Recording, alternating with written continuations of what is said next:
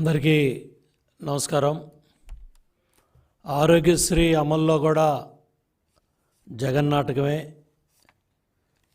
ఈరోజు ఆరోగ్యశ్రీ సేవలో నిలిపివేస్తామని network hospitals అన్నీ కూడా 1వ నోటీసు, 2వ నోటీసు, 3వ నోటీసు దాకా వచ్చాయి.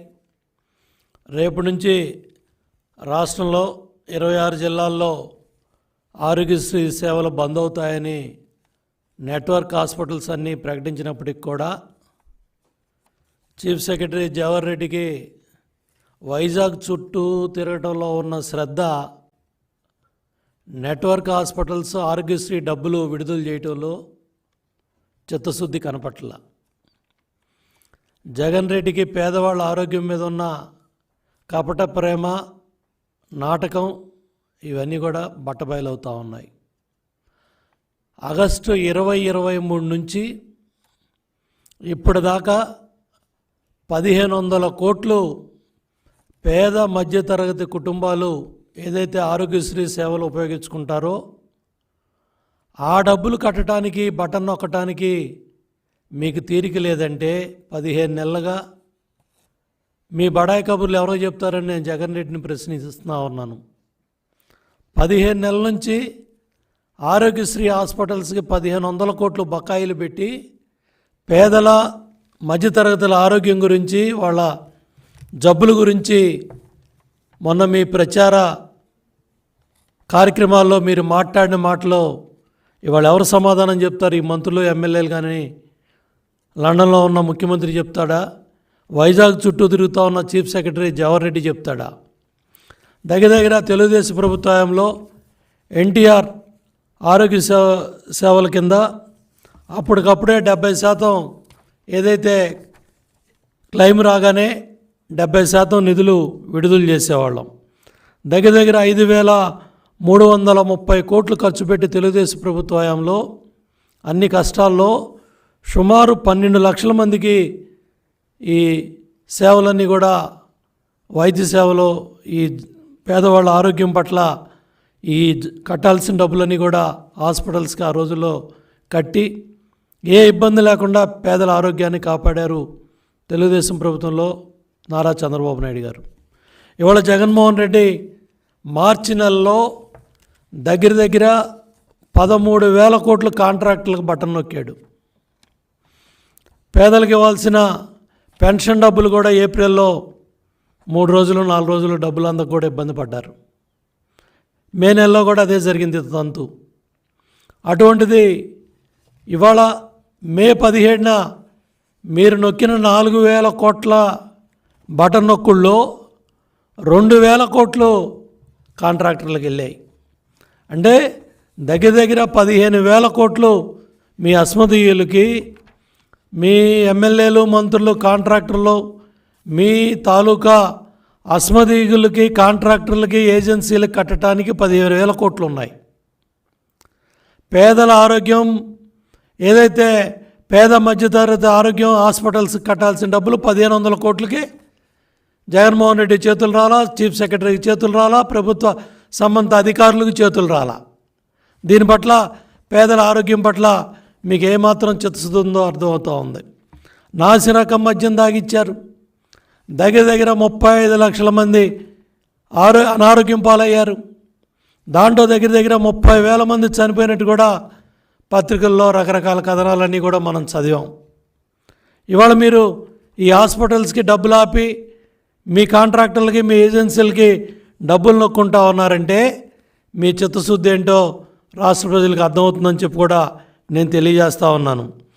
దగ్గర ఎన్టీఆర్ వైద్య సేవ పథకం కింద నిధుల్లో 45% రోగి ఆపరేషన్లకు ఇచ్చేవాళ్ళం, 35% సర్జరీలకి, డాక్టర్లకు ప్రోత్సాహంగా ఇచ్చేవాళ్ళం, 20% నిధుల్ని ఖాతాల్లో ఉంచి అవసరాన్ని బట్టి బోధన ఆసుపత్రులకి ఉపయోగించే పరిస్థితి తెలుగుదేశం ప్రభుత్వంలో ఆరోగ్యం పట్ల, హెల్త్ డిపార్ట్మెంట్ పట్ల ఎంత శ్రద్ధ పెట్టి ఇవాళ ఆరోగ్యాన్ని, పేద ప్రజల ఆరోగ్యాన్ని కాపాడితే ఇవాళ మీరు అడ్మినిస్ట్రేటివ్ హాస్పిటల్స్ ఏమో 13 అంటారు, మానిటరింగ్ హాస్పిటల్స్ ఏమో 26 అంటారు.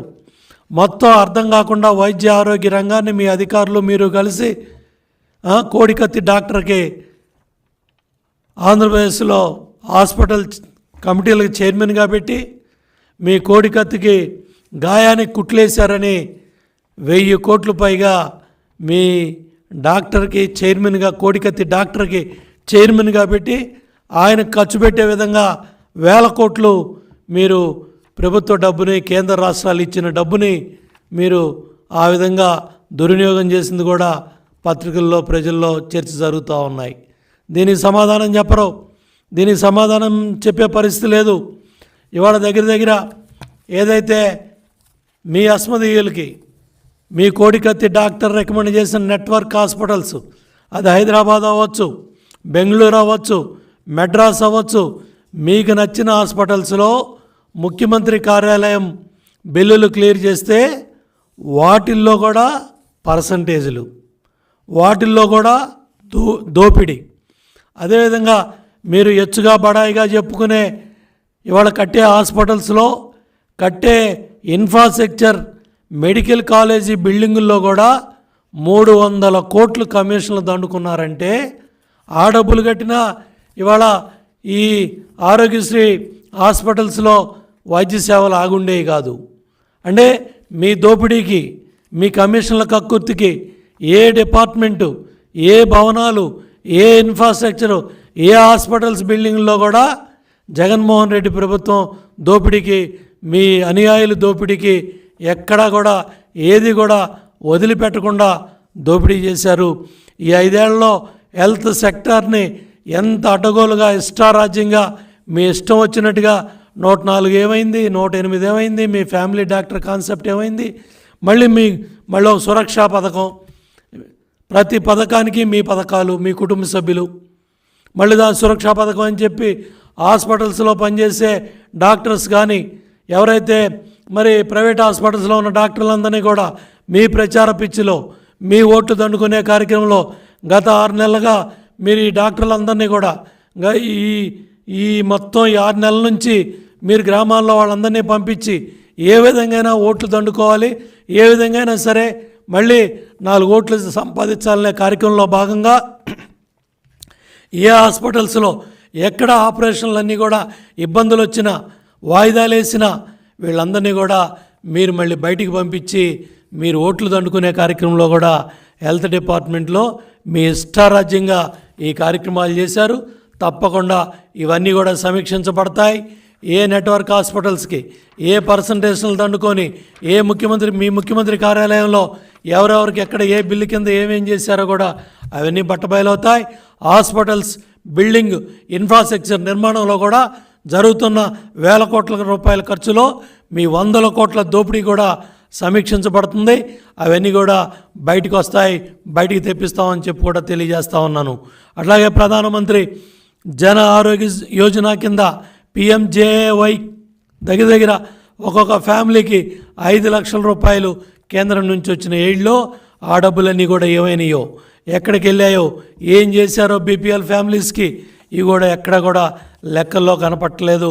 ఈ వాస్తవాలు కూడా బయటికి రావాల్సిన పరిస్థితి ఉంది.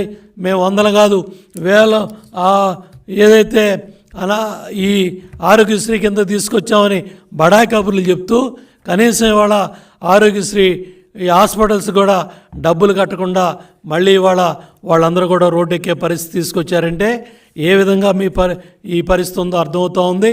అంతేకాకుండా మళ్ళీ రెండో పక్క గవర్నమెంట్ హాస్పిటల్స్లో కట్టాల్సిన డబ్బులు ఇవాళ ప్రైవేట్ హాస్పిటల్స్ కాబట్టి వాళ్ళు నోటీసులు ఇచ్చి ఇవాళ రోడ్డు ఎక్కి మా ఇబ్బందులు ఉన్నాయి, మేము ఇవాళ కట్టే పరిస్థితి లేదు, మేము అక్కడ జీతాలు ఇచ్చే పరిస్థితి లేదు, లేదా మేము మందులు కట్టే పరిస్థితి లేదు, లేదా మాకు ఇమీడియట్గా డబ్బులు కట్టండి సగమేనని చెప్పి వాళ్ళు డిమాండ్ చేస్తూ ఉంటే గవర్నమెంట్ హాస్పిటల్స్లో ఉన్న పరిస్థితిని చెప్పుకునే పరిస్థితి అక్కడ ప్రభుత్వ సిబ్బందికి కానీ ప్రభుత్వ డాక్టర్లకు కానీ ఎవరికి కూడా అక్కడ బయటకు వచ్చే పరిస్థితి, ఆ వాస్తవాలన్నీ కూడా ఇవాళ చెప్పే పరిస్థితిలో లేరు.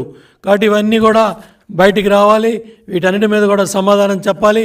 ఇమ్మీడియట్గా ఎవరైతే చీఫ్ సెక్రటరీ జవహర్ రెడ్డి ఉన్నారో దీని మీద ఇమ్మీడియట్గా ఆ హాస్పిటల్ సమస్యని ఏదైతే పరిష్కారం చేసి పేదల ఆరోగ్యం పట్ల చిత్తశుద్ధి ఉండి చంద్రబాబు నాయుడు గారు ఇవాళ ఇమ్మీడియట్గా ప్రజల ఆరోగ్యానికి సంబంధించి వాళ్ళు గత ఆగస్టు నుంచి ఇప్పుడు దాకా 15 నెలలుగా కట్టాల్సిన బకాయిలు కట్టకుండా ఇవాళ హాస్పిటల్స్ని రోడ్డు మీద పెట్టి పేదల ఆరోగ్యంతో ఆటలాడుకుంటున్నారు.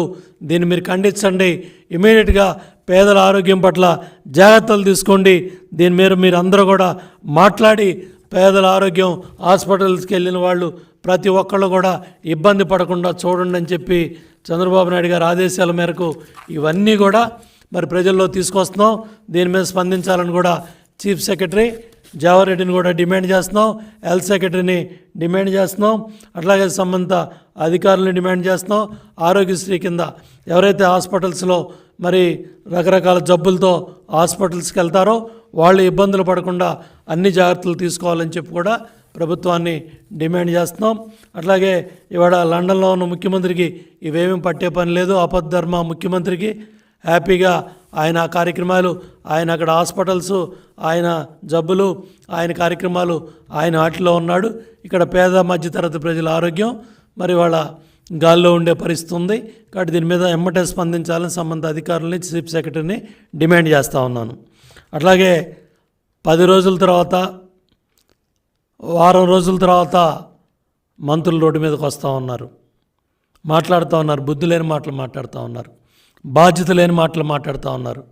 ఇవాళ పల్నాడులో కావచ్చు, చంద్రగిరిలో కావచ్చు, లేకపోతే తాడిపత్రిలో కావచ్చు, ఓడిపోతామనే భయంతో అక్కడ శాసనసభ్యులుగా ఉన్న వ్యక్తులు, అక్కడ పోటీ చేసిన అభ్యర్థులు ఇవాళ ప్రధాన ప్రతిపక్షం మీద లేకపోతే కూటమి అభ్యర్థుల మీద, కార్యకర్తల మీద, నాయకుల మీద దాడులు చేస్తే దానికి వత్తాసు పలుకుతూ ఇవాళ మంత్రి జోగి రమేష్ కానీ, లేకపోతే సంబంధిత మంత్రులు కానీ అంబటి రాంబాబు కానీ, లేకపోతే వాళ్ళకి సంబంధించిన ఎమ్మెల్యేలు కానీ బాధ్యతారాహిత్యంగా, బుద్ధి లేకుండా, నోటికి అద్దు లేకుండా చంద్రబాబు నాయుడు గారిని విమర్శిస్తూ బాధ్యతారాహిత్యంగా మాట్లాడుతూ ఉన్నారు.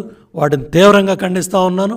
ఇవాళ మేము అడుగుతున్నాం, సిట్ అధికారులు కూడా ప్రధానంగా గొడవలు జరిగిన పల్నాడు ప్రాంతానికి సిట్ అధికారులు, బాధ్యత గల అధికారులు కూడా వెళ్ళి అక్కడ ఏదైతే పిన్నెల్లి బ్రదర్స్ పోలీస్ కస్టడీలో ఉండగా, గన్మెన్స్ సెక్యూరిటీలో ఉండగా వాళ్ళకి చెప్పకుండా పారిపోయారని మీడియాలో, సోషల్ మీడియాలో, పత్రికల్లో కథనాలు వచ్చాయి. దాని మీద మీరు ఏం చర్యలు తీసుకున్నారు? దాని మీద ఎవరి మీద మీరు యాక్షన్ తీసుకున్నారు? దాన్ని ఎందుకు మీరు వాళ్ళని అరెస్ట్ చేయలేదు? అట్లాగే చెవిరెడ్డి, చంద్రగిరిలో చెవిరెడ్డి కొడుకు, అక్కడ జరిగిన దుర్మార్గాల మీద, అరాచకాల మీద జరిగింది దాడి మా పులవర్తి నాని మీద, అక్కడ జరిగిన దాడి గన్మెన్ మీద, అక్కడ జరిగింది తెలుగుదేశం పార్టీ కార్యకర్తల మీద, నాయకుల మీద. కాబట్టి ఇవాళ అక్కడ పూర్తిగా చెవిరెడ్డిని కానీ, చెవిరెడ్డి కొడుకుని కానీ అరెస్ట్ చేసామని కానీ, లేకపోతే కస్టడీలో పెట్టామని కూడా ఈ వాస్తవాలు బయటికి రావట్లేదు. అట్లాగే అక్కడ పెద్దారెడ్డి అరాచకాలు తాడిపత్రుల్లో గత 5 ఏళ్ల నుంచి మనం చూస్తూ ఉన్నాం. వాస్తవాలన్నీ ఈ విధంగా ఉంటే ఇవాళ బుద్ధి లేకుండా మంత్రి జోగి రమేష్ కావచ్చు, అంబటి రాంబాబు కావచ్చు, బుద్ధి లేకుండా, కనీసం బాధ్యత లేకుండా, నోటికి వచ్చినట్టు అద్దు లేకుండా ఒక పశువుల్లాగా బాధ్యతారాహిత్యంగా మాట్లాడుతున్నారు. వాటిని తీవ్రంగా ఖండిస్తున్నాం.